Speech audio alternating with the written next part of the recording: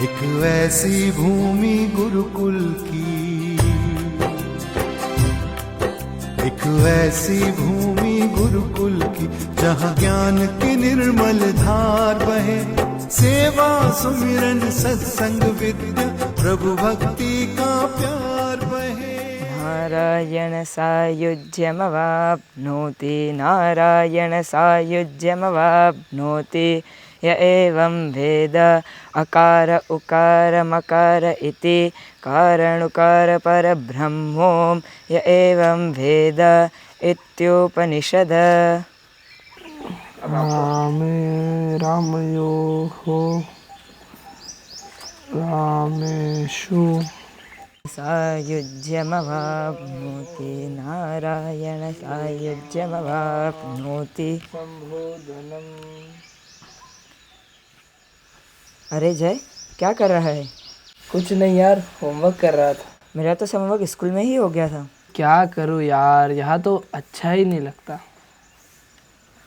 अरे जब मैं घर पर था तो रात को 2 बजे तक, रात को 1 बजे तक इंस्टा देखना, रील्स देखना, यूट्यूब चलाना, और यहाँ तो रोज़ सुबह 5 बजे उठना पड़ता है। अरे 5 मिनट भी लेट हुए ना तो गुरुजी डंडा लेकर खड़े रहते हैं। मुझे तो साक्षात यमराज ही लगते हैं।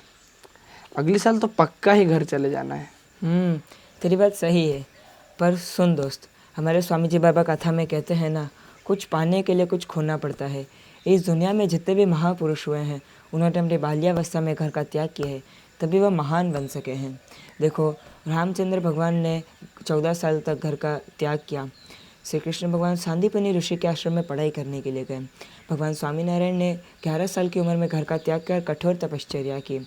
महात्मा गांधी दक्षिण अफ्रीका पढ़ाई करने के लिए गए और अपने देश के माननीय वड़ा प्रधान नरेंद्र मोदी गिरनार की गोद में सन्यासियों के बीच साधना करने गए। और सच बताऊं, मुझे तो सुबह ब्रह्म मुहूर्त में उठने का इतना आनंद आता है, और जब मैं पूजा करता हूँ, संध्या करता हूँ, तब मेरे पूरे शरीर में एक अनोखा उत्साह आनंद बढ़ जाता है। मैंने तो अपने जीवन में नक्की किया है कि मैं जीवन भर संध्या और पूजा नहीं छोड़ूंगा। हाँ वो तो ठीक है, लेकिन रविवार के दिन भी वो लोग छोड़ते नहीं हैं। सुबह 5 बजे उठाकर रोज की तरह पूजा कराकर अभिषेक में ले जाते हैं। अरे क्या करूँ यार, यहाँ रहना है तो कंपलसरी ही जाना पड़ता है। तुझे मालूम है, पूरे भारतवर्ष में यही एक स्थान है जहाँ 365 दिन भगवान का अभिषेक होता है। इस अभिषेक में औषधि रस, फलों के रस, औषधि रस, दूध इत्यादि से भगवान का दिव्य अभिषेक होता है। इस दिव्य अभिषेक के दर्शन करने के लिए भारत और समग्र विश्व के कोने से लोग आते हैं, और हमको तो यहाँ प्रति रविवार को सहज रूप से भगवान के इस अभिषेक का लाभ मिलता है। हाँ वो तो ठीक है, लेकिन यहाँ एंटरटेनमेंट के लिए बहुत अच्छी व्यवस्था है। कभी एंजॉय पार्क में जाते हैं, कभी प्रदर्शन में जाते हैं, कभी स्विमिंग पूल में जाते हैं, और कभी कभी तो गायों के दर्शन करने के लिए गौशाला में चले जाते हैं। और मज़ा पड़ा तो नदी के तट पर भी चले जाते हैं और डुबकी भी लगा देते हैं। लेकिन हाँ, गुरुजी को पता चला तो डंडा भी खाना पड़ता है। और इंटरनेशनल गेम क्रिकेट तो है ही।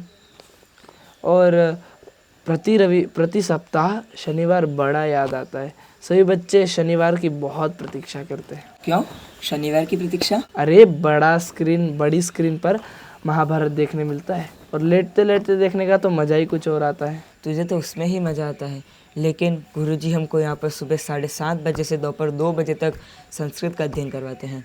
दोपहर के बाद 2 घंटे वेद का अध्ययन चलता है, और साल में स्वामी जी 2-3 बार स्पोकन इंग्लिश और संस्कृत के शिविर रखते हैं। और हर रोज़ रात को संगीत और तबला का रियाज तो पक्का। अरे देख, हमको 1 साल के अंदर कितना अच्छा पियानो और तबला बजाना आ गया है।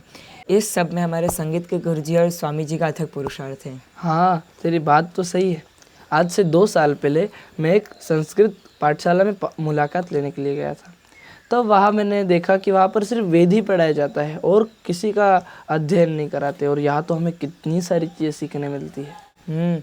सही है तेरी बात। जहाँ संस्कृत का अध्ययन होता है वहाँ वेद का अध्ययन नहीं, और जहाँ पर वेद का अध्ययन होता है वहाँ संस्कृत और आधुनिक शिक्षा जैसे कि कंप्यूटर, इंग्लिश, संगीत, अरे इनकी तो बात ही भूल जाओ। यहाँ पर तो हमें सभी शास्त्र, अरे कर्मकांड और यज्ञ भी सिखाया जाता है। और स्वामी जी ने हमको पढ़ाने के लिए स्पेशल पश्चिम बंगाल और मध्य प्रदेश से गुरुजियों को रखा है। और सबसे बड़ी बात तो यह है कि यहाँ पर सब निःशुल्क पढ़ाई है। हाँ वो तो ठीक है, लेकिन मुझे यहाँ पर एक बात बिल्कुल अच्छी नहीं लगती। यहाँ पर घर से बनाया हुआ नाश्ता लाना बिल्कुल बैंड लगाया गया है। अरे कभी कभी मम्मी भूल में घर से बनाया हुआ मुरमुरा, खाकरा, चिवड़ा लेकर आती है और हमें देती है, और जैसे ही व्यवस्थापक गुरुजी को पता चला तो तुरंत जब्त कर लेते हैं। अरे तुझे लगता है यार नाश्ते की ज़रूरत पड़ती है? भंडारी स्वामी दिन में 4 बार गर्मा गर्म भोजन करवाते हैं। दोपहर को 2 सब्जी, सप्ताह में 2 बार फास्ट फूड जैसे कि मंचूरियन, पुलाव, पानी पूरी, ढाबेली इत्यादि बहुत सारा नाश्ता आता है। और इतना प्रेम से तो हमारी मम्मी भी हमको नहीं खिला सकती। हाँ, तेरी बात तो सही है। मुझे यहाँ पर सबसे ज़्यादा प्रेम व्यवस्थापक गुरुजी से मिलता है।